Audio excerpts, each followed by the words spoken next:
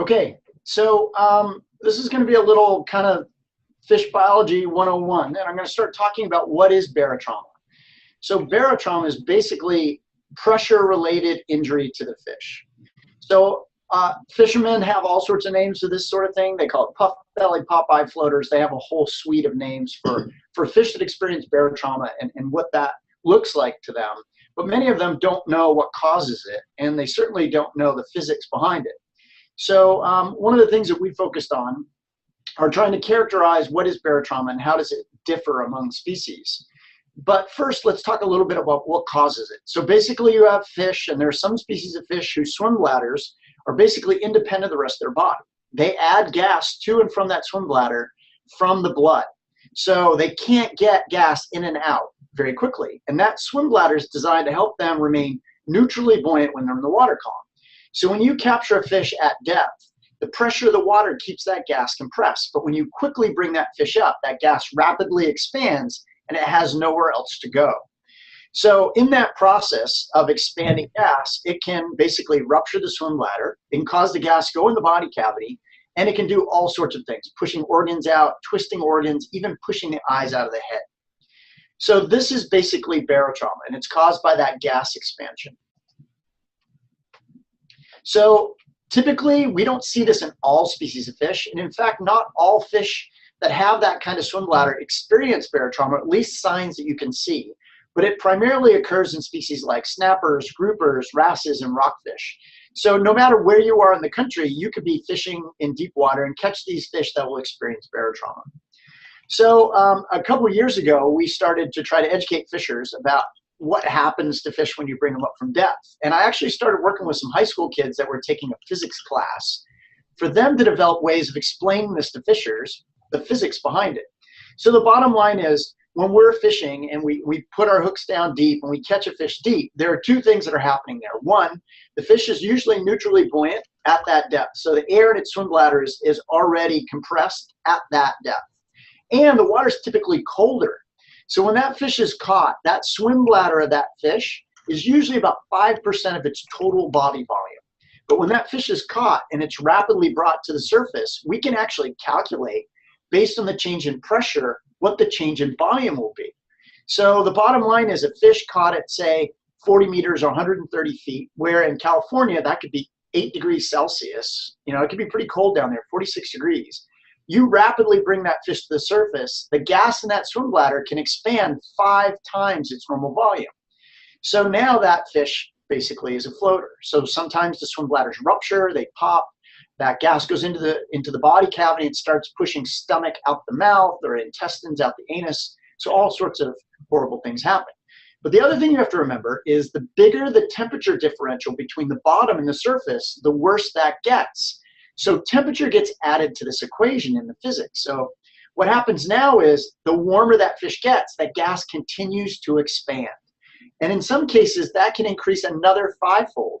So the quicker you deal with that barotrauma problem, the better that fish will be.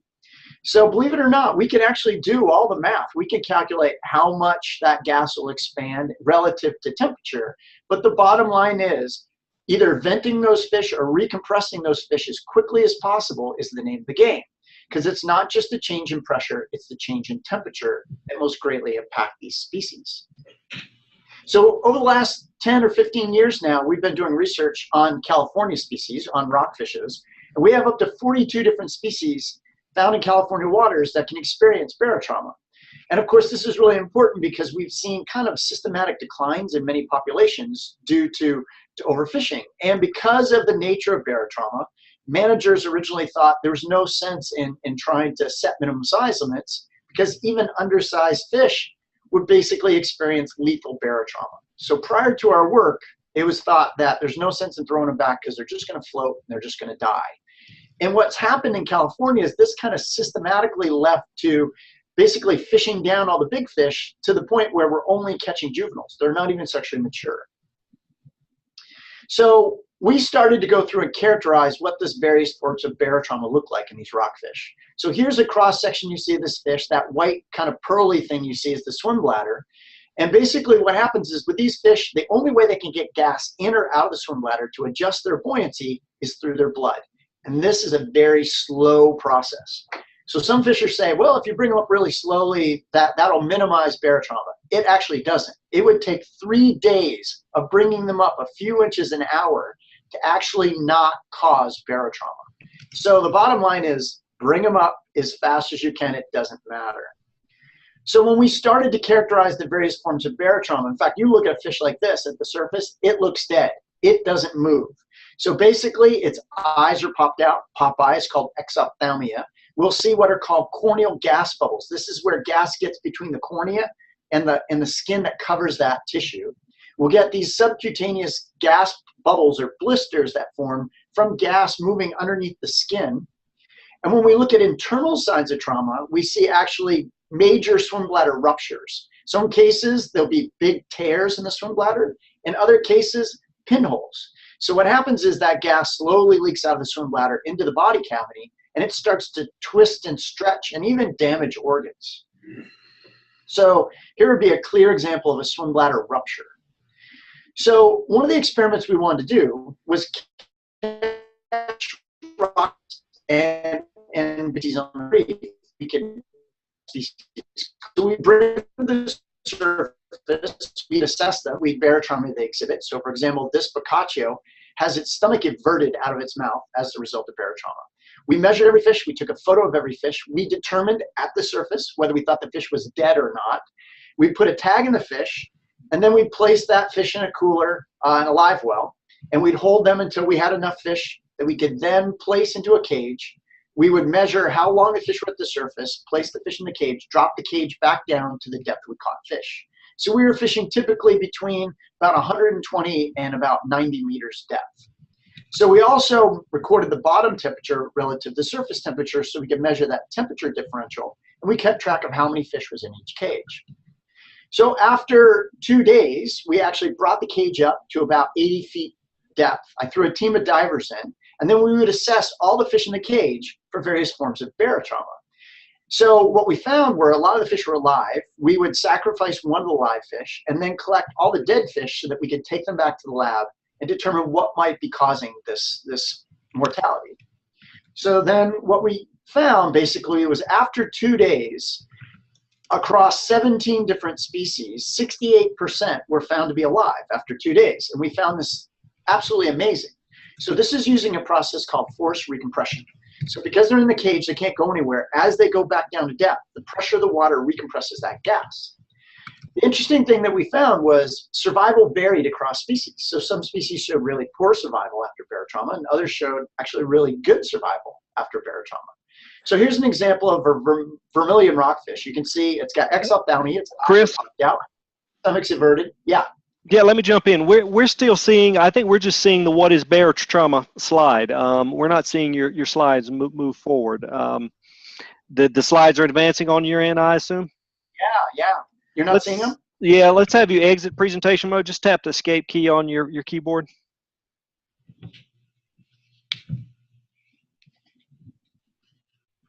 And now we're seeing, I'm seeing 2 days post recompression. Okay, yeah. Is that at the right spot? That's the right spot. Sorry about that. Go ahead, no, it's fine.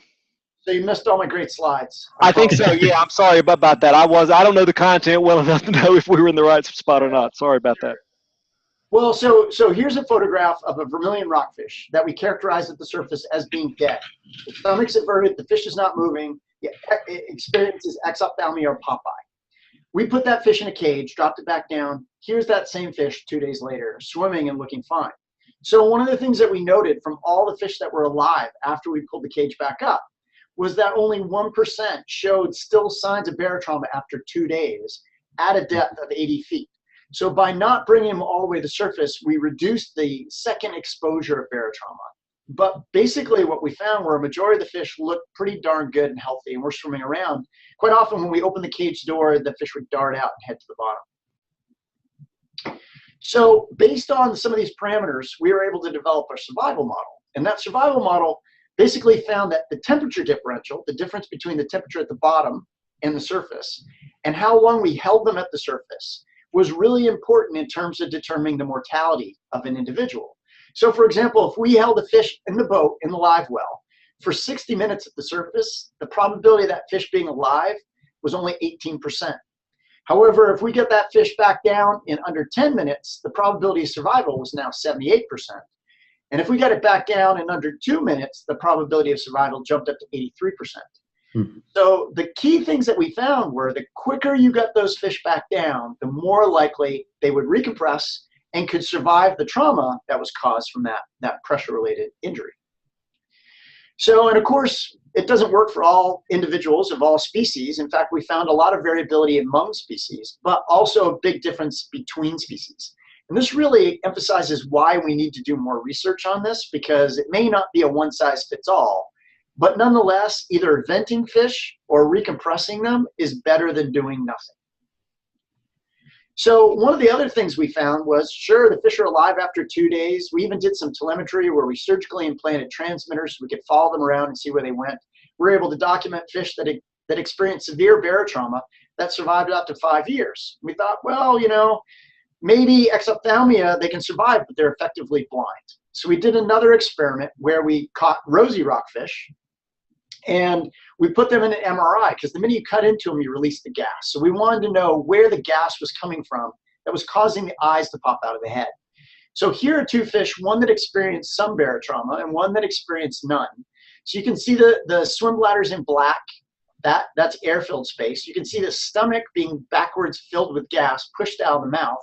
But the other fish, its swim bladder looks relatively normal and the stomach's not everted. However, when we look at a forward-facing view, so this is looking at the fish head-on, you'll see the fish with a stomach sticking out of its mouth. That's gas-filled space. You can see the eyes are actually pushed out of the socket. So what happens is in the body cavity, there's a weak spot at the front of the body cavity at the base of the skull. And it actually perforates and gas gets into the skull and physically pushes the eyes out of the socket. And it can actually stretch the optic nerve 6 times their normal length. So imagine somebody grabbing your eyeball, pulling it out like one of those cartoons, and then pushing your eyeball back in. So obviously this has to cause some trauma. So what we did was we caught rosy rockfish at depths of anywhere from 150 to 100 meters. Of course, they experienced barotrauma. We could measure how far their eyes were distended from the body, place these fish in recompression chambers, and then slowly decompress them over time. And this takes about 4 days to do this. So we slowly lessen the pressure to bring them up to surface pressure. At that point, what we could then do, so here's the fish immediately after experiencing barotrauma, ocular trauma. You can see the eyes are pop way out. And then here's the fish on the right showing that that's a fish literally 1 hour after recompression. So the eyes look perfectly normal. That crystal look goes away. So then after 4 days, we can take the fish out of the chamber and then we can run an eye test on them.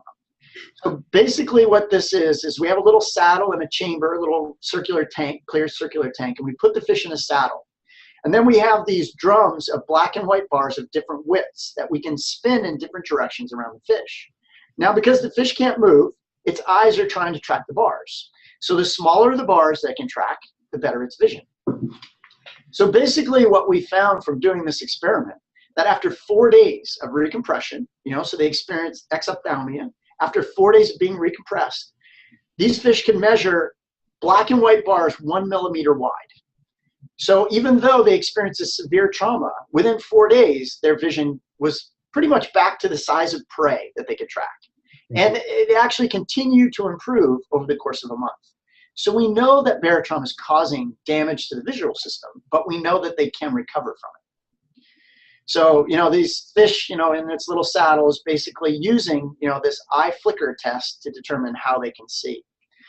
So we used all this information along with the California Department of Fish and Wildlife to develop information for the public on what they should do about rockfish barotrauma.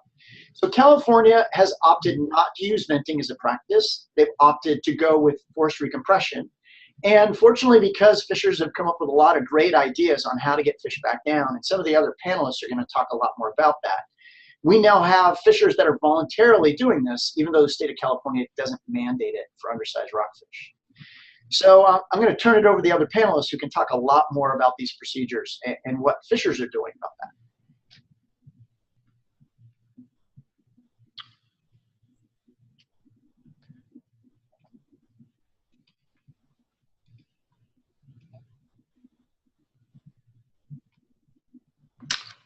All right. Hi, everybody.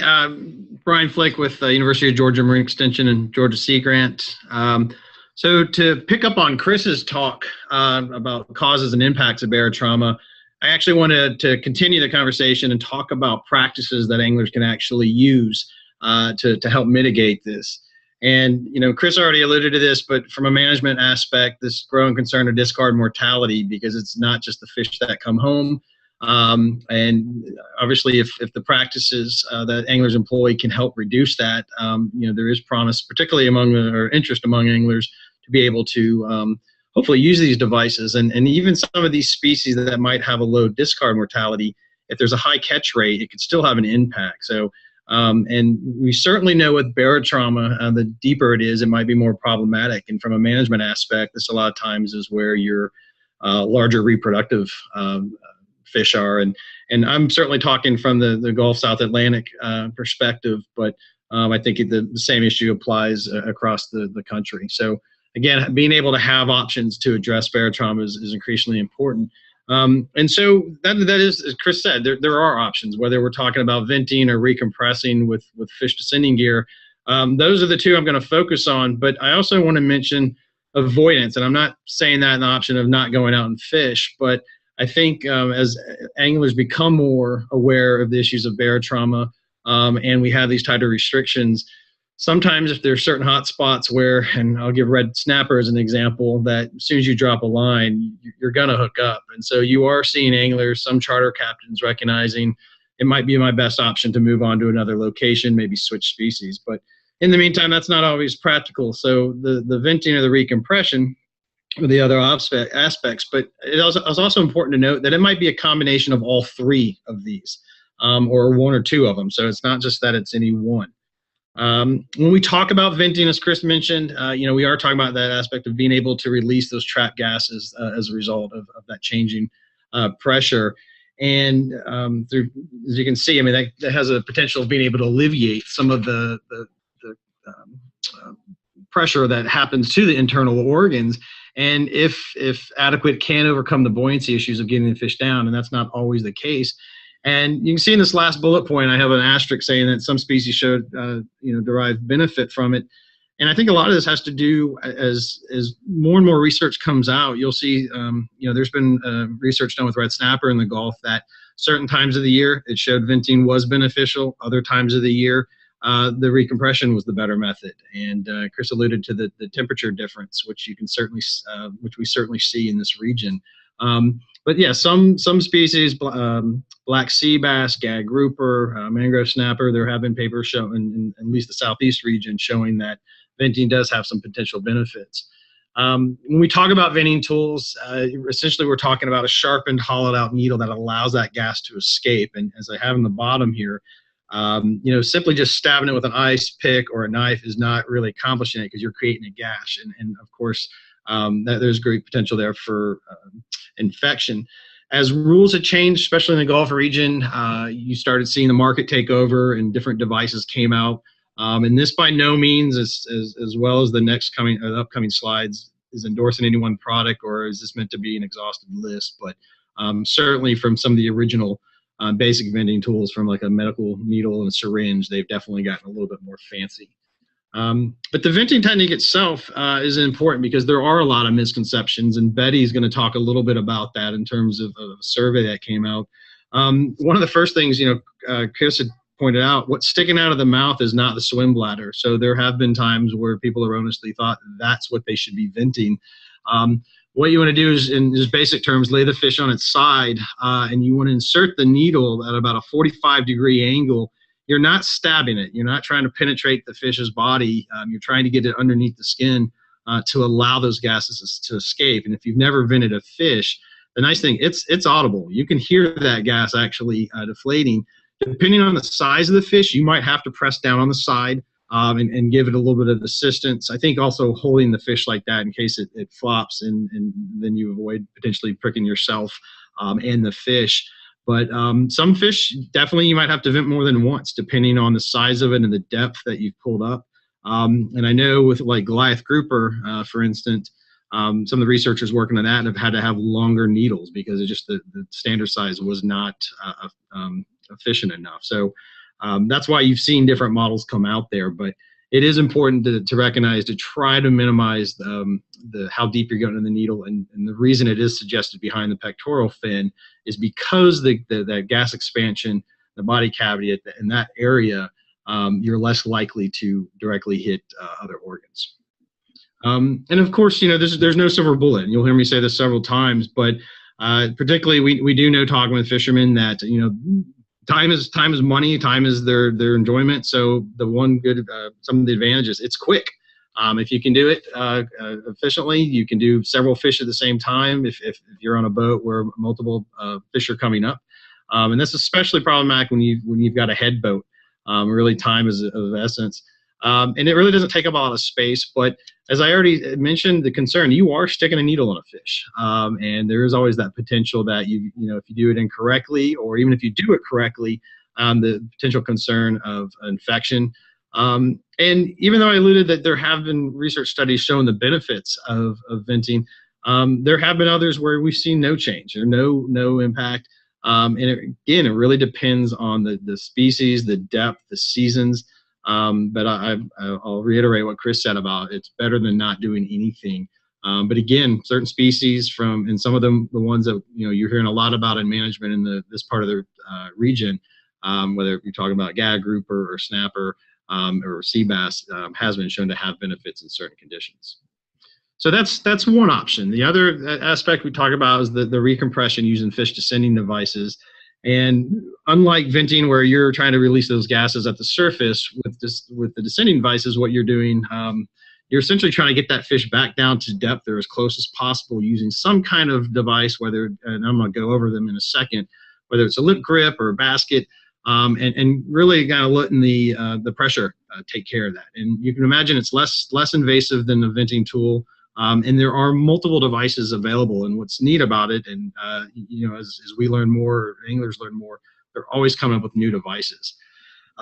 Just like the venting, though, there's been several research papers, and you continue to see more about the benefits of using the descending gear. And Chris mentioned several on the rockfish, but same thing with red snapper, red grouper, gag grouper, sea bass. You are seeing more demonstrations of the benefits of using this type of gear.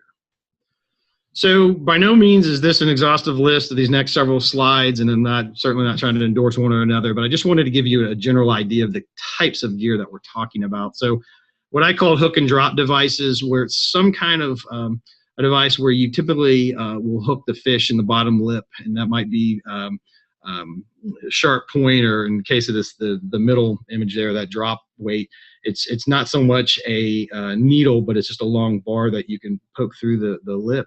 And you attach a weight, and again, the weight that you're going to be using varies depending on the depth you're at, the species, the conditions.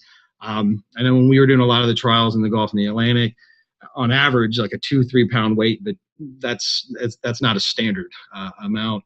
But with all these devices, essentially, yeah, you're dropping them with either you have a designated rod. A lot of times guys are using downriggers. I've seen people use hand lines, and you're dropping the fish down. In many cases, you're not going all the way to the bottom, and this is especially true if you're fishing in several hundred feet of water where it might not be practical, but you try in general to get it down to at least a third of the way down, especially when we start talking about the changes in atmosphere, and you're going to jerk up on the rod to get to release the fish. And it's certainly not just commercial devices, as I alluded to. There's a lot of homemade devices that basically almost like weighted jigs or hooks with downrigger balls attached to them to be able to use in the same manner. So I want to show you just a quick video. There's no sound to it, but let's see if we can get this. Sorry about that. Well, I was hoping, there we go. What I'm going to do is just, you shouldn't hear any sound, but this is an example of the fish saver, where in this case, it's a red grouper that we were dropping down, and you'll see here in a second, you pop up on the rod, and what it does is it allows the fish to slide off the device. Now, the maker of this, they're out of Northeast Florida, and a lot of times what they do is they'll put a downrigger ball on it, and they'll drop it all the way down to the bottom, and when it hits the floor, it'll release the fish too. So there's some variations.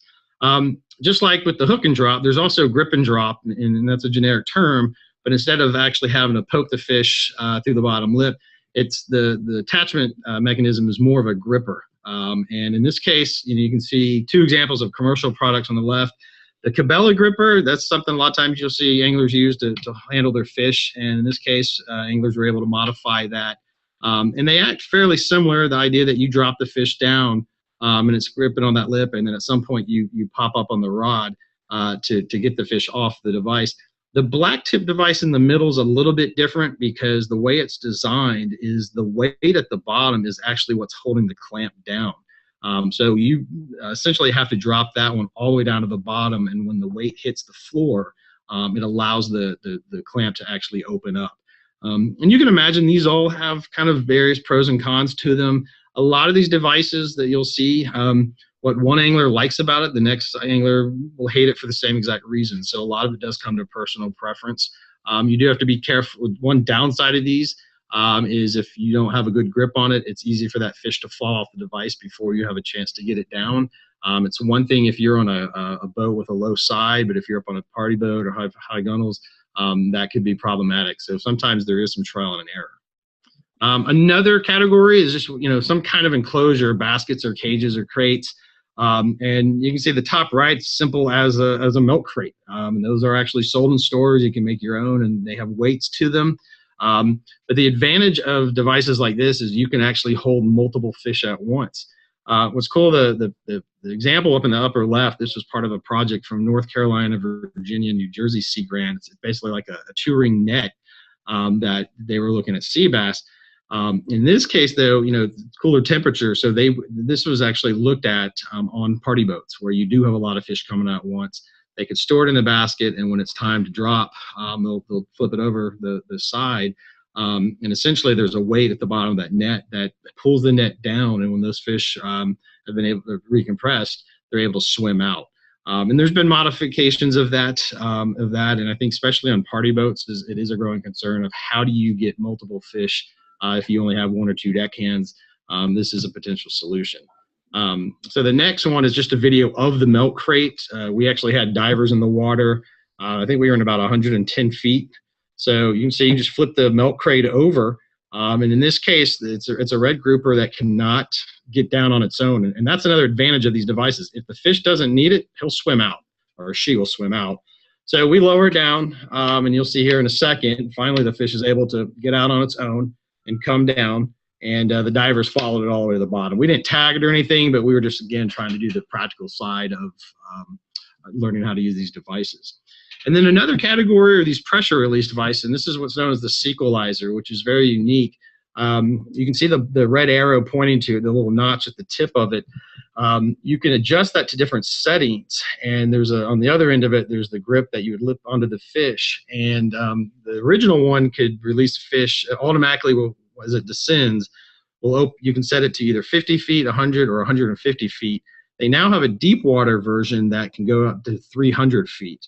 And I think that's in response to the concerns of people fishing in deeper water and being able to get it down. But the nice thing, it takes the guesswork out. You're not having to pop up on the rod. And again, sometimes people put them on downriggers. I've seen where people put 2 or 3 sequelizers on one line, and so that you're able to release more fish at one time. This is an example of just us releasing a snowy grouper off Key Largo. And so I think we were in around 300 feet. But as it starts going down, I'm not having to guess whether or not when it's going to release. So this was set at 150, which was going to be half the distance. And we certainly were not looking at survival. We were just trying to get be able to show people how these devices work. And you'll see the fish comes back into the frame, and you'll see it kick and start making its way down. So kind of a neat thing to see. And there's lots of videos online now of people using these, and so it's easy to get some tutorials. But the thing I want to point out, both venting and recompression, these are options of last resort. If the fish doesn't need it, don't do it. And this is particularly concerned with venting. If you're not having to stick a needle in it, there's no need.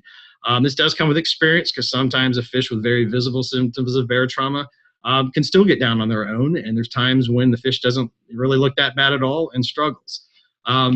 And there's always that unintended consequence of increased handling. And as Chris mentioned in his talk about the temperature differential, between the bottom and the surface. You can't control that, and there's not a magical elixir that every time you use it the fish will survive, because you might have gut hooked the fish, or there were other practices. So it's not just barotrauma by itself. The other thing too is, as I said earlier, it's not a one size fits all. What I might like about one might be why you hate it. Things like the milk crates, for example. It's great if you don't have much of a current and you're not in super deep waters, but if trying to do this out in the Gulf Stream, a lot of times what we found was the crate just floated off. So you have to be a little bit wise about your conditions and the fish that you're catching for going with. The other thing too, any Sea Grant program that has done any of this work, one of the most important things is involving fishermen. They often can troubleshoot ideas a lot quicker than maybe us sitting in a room trying to figure it out. But it gives them buy-in in the process. They want to be able to contribute and improve survival rates. And then this is something I think you're seeing a lot more in the industry. But you do have to make it easy for them to use. If it gets too complicated and too complex, they're not going to go for it. So keep that in mind for future thoughts. And just again, get the fish down. It's whether you vent, recompress, do both. It's better than not doing anything, and I think you'll find it's better than having to see fish like this float off. Nobody wants to see that. It's a waste of a resource. There's a ton of resources out there related. One thing I do want to make you aware of, these Fish Mart regional national workshops. They did one on the West Coast, Southeast and Gulf, and Northeast, and it really summarized a lot of the efforts going on. It's a few years older now, but it has some good reference material. Florida Sea Grant's Catch and Release website is just a comprehensive site, good videos at a national level. Take Me Fishing, and I apologize, it's supposed to be takemefishing.org, but there's the link it has all sorts of practices. And if you've never seen it, this video is Barotrauma Keeping You Up. It's a great video that talks about rockfish recompression, very entertaining and educational, but all these resources have good information. And with that, I'll stop. I'll turn it over to Betty, and she's going to talk a little bit more about, from the extension aspect, then how do we continue in getting anglers involved.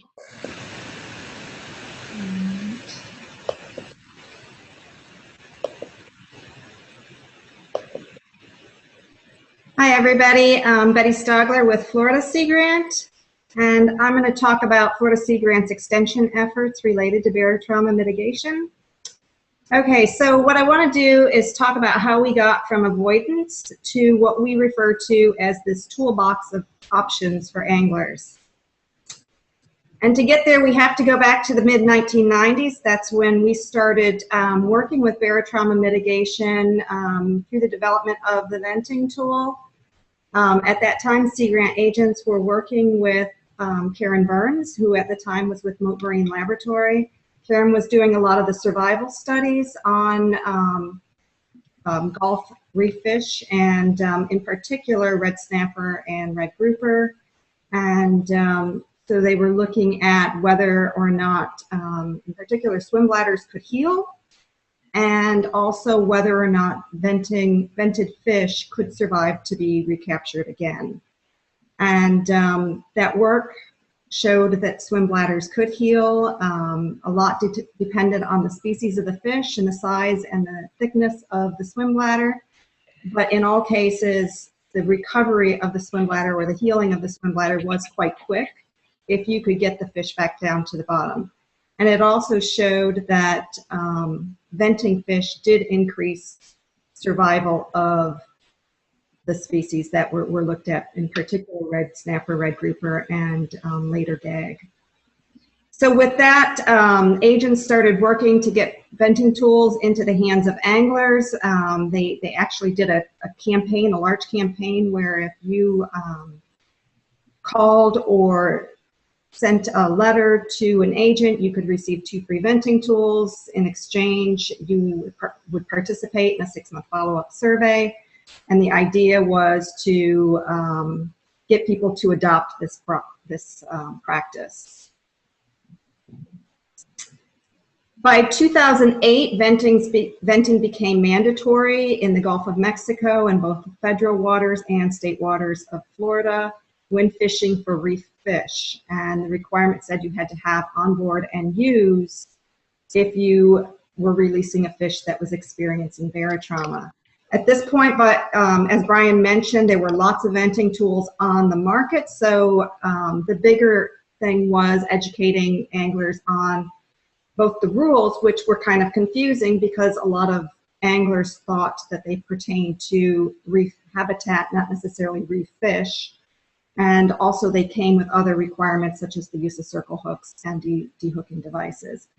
So we increased our outreach efforts. We did a lot of workshops with anglers, public outreach events, and this is also when we launched the Catch and Release website that Brian mentioned, which we still maintain today. And of course, science changes, it always does, and by 2010, we became aware of this growing body of research that was happening on the West Coast with rockfish and the effectiveness of these recompression techniques. At the same time, there was some studies that were questioning the effectiveness of venting, particularly fish that were released into deep waters.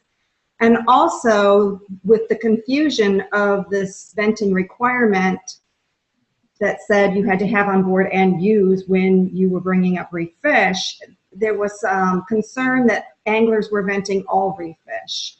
And so if you're venting reef fish in shallower waters that are not necessarily experiencing barotrauma, you're increasing the handling time in addition to inflicting this fish with additional trauma by venting them. And so, so the management agencies were already kind of questioning what they needed to do about this venting requirement. At that time, Sea Grant kind of regrouped, and we tried to get our hands on as many descending devices as we could from the West Coast. We wanted to become familiar ourselves with this gear, and then as we became familiar, introduce it to our advisory committees, to fishing guides, and to recreational anglers. And we wanted to involve them in the evaluation of this gear in Gulf and Atlantic waters on our reef species to see if it was practical and to see if they would adopt this type of gear. And so we developed some standardized data sheets. We went out with anglers. We recorded fish species that we were bringing up, how they were hooked, what the condition of the fish was, what type of gear we were using to descend them, and how long it took us to descend them back down to depth, and whether or not that was a successful descent. And so, and we did this so that we would be able to present our findings through the scientific and management community. So this is just a little snapshot of a little bit of the data that we collected. This is release time using the descending gear, and this is compiled information from our early trips. And I guess we're kind of on top of the chart, but if you put the 58% and the 12% together, that is 70% of our fish which were released in less than 2 minutes using the descending gear, and all of our fish were released in less than 4 minutes. And so of that 30% that took us a little bit longer, a lot of that was related to the hook location. More gut hook fish took obviously more time to release, and also we could also correlate it to that steep learning curve of descending, using a descending device for the first or second time. We also captured anecdotal observations from anglers, and we tried to write all of them down, and overall we found that anglers were really positive towards the descending devices. As Brian mentioned, it's not a one-size-fits-all, and some like one piece over the other. A lot of that had to do with whether or not it needed a dedicated rod or reel, how much it cost, how much space it took on the boat. Some people loved the crate, other people hated the crate because it took up space on the boat. Sea conditions had a lot to do with it. Practicality in one area is not practicality in another area, particularly when you get into the Gulf current. There was some concerns about the cost of some of these devices, and also whether or not there would be new regulations associated with them. So in 2013, as we all know, the requirement to have on board and use venting tools was removed in the Gulf of Mexico in both federal and state waters. And at that time, the decision to do this was actually to open the door to allow anglers to have more choices so that they could use venting or descending devices. But the problem was that the descending devices had not been out there in the hands of enough anglers, and so a lot of the message that got out was venting is now bad, and there's nothing else to replace it with. So what we tried to do in Florida, recognizing that we have a huge coastline on the Gulf of Mexico side and only a handful of agents, is we put together a project which was funded by West Marine to take outdoor writers offshore and show them the different descending and venting tool devices, explain barotrauma to them, get the devices in their hands, and hopefully they would go home and write articles about the experience for their regular markets. And so we were able to do 4 media tours, and we don't know exactly the impact. That's always one of the hazards of these types of outreach activities. You try to follow and see what's been published, but you don't always know. But we do know that we were able to at least hit 11 mass media pieces, and we were able to capture markets where we don't have agents, which was really important to us. And the one thing that I will mention also, you know, one of the reasons that the venting tools was rescinded was because in the Gulf of Mexico, because you had to have it on board and use it, in order to use the descending device, you had to vent that fish first. And so even for us as Sea Grant, we had to apply to NOAA and receive a permit to be able to do our field trials. So that was one of the reasons that they wanted to remove that venting requirement. At the same time that we were doing these media tours, we put together a barotrauma survey, and the objective of the survey was to gauge anglers' understandings regarding the signs of barotrauma, the availability of the different types of barotrauma mitigation tools, their use of the tools, and whether they felt they had gaps in educational information and how they wanted to receive any educational information. So the survey went out through Florida's fishing license database to a random subset of anglers around the state. And we tried to pare down our sample size to only those that would be fishing and fishing in waters where fish might experience barotrauma. So we did ask them, you know, did you fish this year and what depths you fished? And if they fished in over 70 feet of water, then they moved on to the next set of questions. We purposely did not introduce the term barotrauma. We just described, we just asked them if they had experienced fish that were unable to return on their own, and 71% did.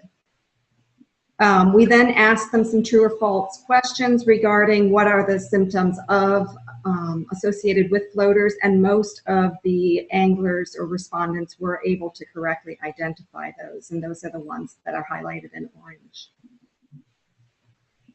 And then we asked them what that organ was that was protruding from a floater's mouth, and you can see that only 34% of the respondents were able to correctly identify stomach as that organ. Most still think that it is the swim bladder that protrudes. We then asked them if they use any gear to help their fish get back down to depth. 89% said that they did. And of the 11% that didn't, we asked them why they didn't, and the most common response was, I'm not aware of methods or gear to help a fish return to depth, and that was, I think, 49%. Of those that responded that they did, the 89%, that they did help their fish return to depth, we asked them if they used a venting tool, and 92% said they did. Remember, that's been around for the last 20 or so years. And then we asked them to select the option that most accurately described how to vent a fish. And 51% correctly answered that question. And so what we found from this was that most respondents got the 45-degree angle correct, but there's a large majority that think that they need to vent much deeper than they really do.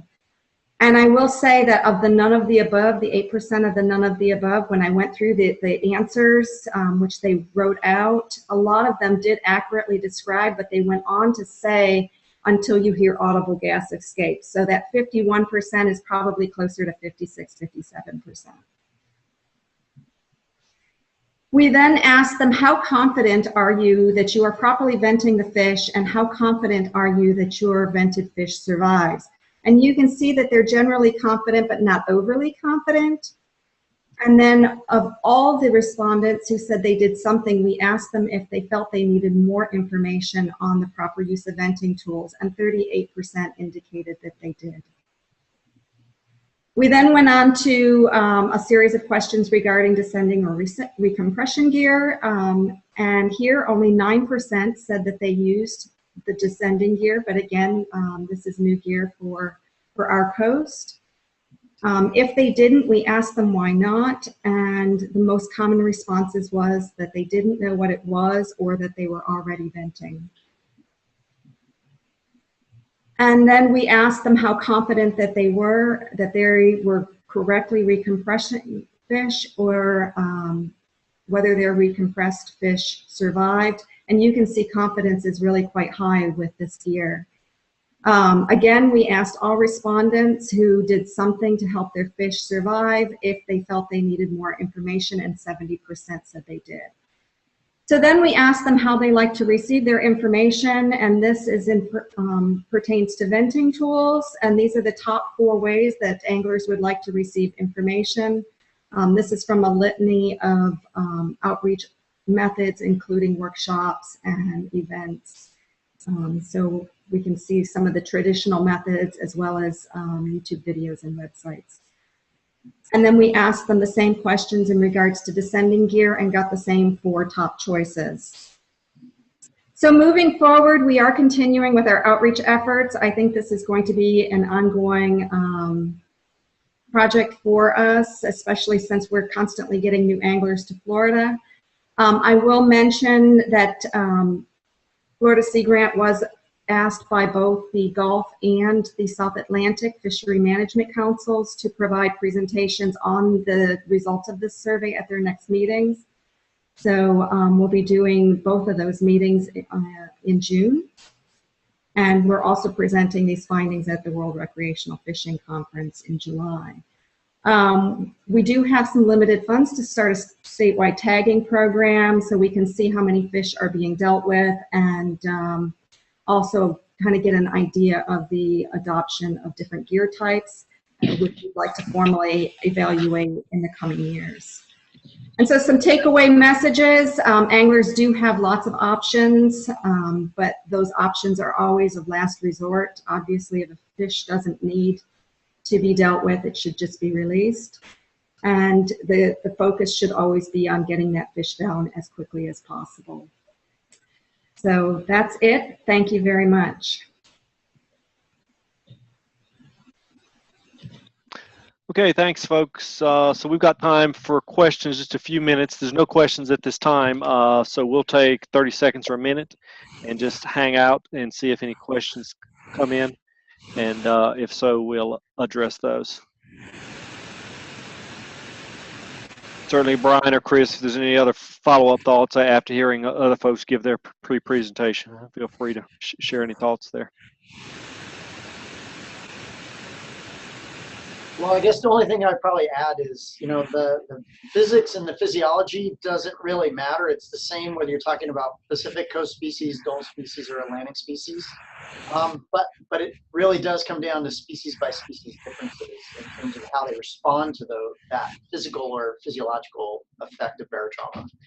So there's still more science that needs to be done, but the science that's available today is actually pretty good, I think, in terms of encouraging people to use these methods, regardless whether it's venting or forced recompression.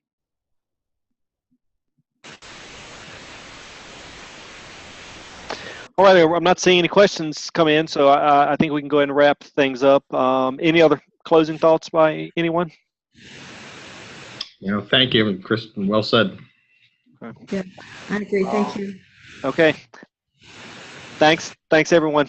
And again, just as a note, this is being recorded. You probably found us maybe via the Learn event on learn.extension.org. So if you link to the recording will be at that Learn event within a couple of days. So feel free to share that with any colleagues or friends that were not able to attend. All right. Thanks, guys. Thanks, everyone. Bye-bye. Bye.